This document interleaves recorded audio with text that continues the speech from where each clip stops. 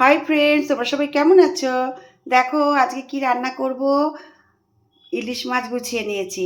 ইলিশ মাছ সর্ষে বাটা দিয়ে, দেখো সর্ষে আর কাঁচা লঙ্কা পেস্ট করে নিয়েছি, সাদা সর্ষে কালো সর্ষে দুটো মিশিয়ে নিয়েছি। আর এখানে দেখো পনির রান্না করব, পনিরটা গুছিয়ে নিয়েছি। বন্ধুরা তোমরা কি করছো? তোমাদের কি সবার রান্না শেষ হয়ে গেল? আমি তো এখনো শুরুই করতে পারলাম না। হাই ফ্রেন্ডস, দেখো রান্না করতে চলে এলাম। আর আমি দেখো এখানে এই যে ইলিশ মাছটাকে ম্যারিনেট করে নিয়েছি।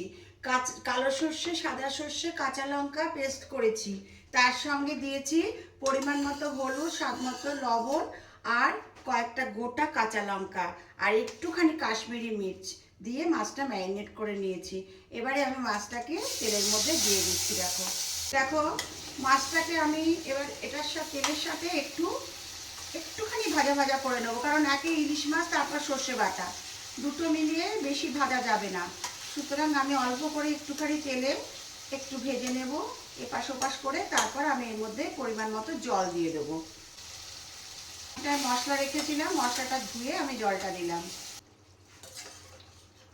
আমার সর্ষে বাটা দিয়ে ইলিশ মাছের ঝাল রান্না করা হয়ে গেছে, কমপ্লিট হয়ে গেছে। এবার আমি এটাকে সার্ভ করে দেব।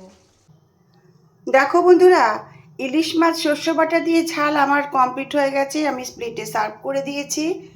ভিডিওটা ভালো লাগলে তোমরা একটা লাইক কমেন্ট করো, আর এরপরে অন্য কোনো ভিডিও নিয়ে অবশ্যই তোমাদের সামনে চলে আসবো। আমার অনেক অনেক ভালোবাসা রইল। টাটা। ভিডিওটা দেখার জন্য অসংখ্য ধন্যবাদ। দেখো বন্ধুরা, পনিরটা রান্না করছি আমি।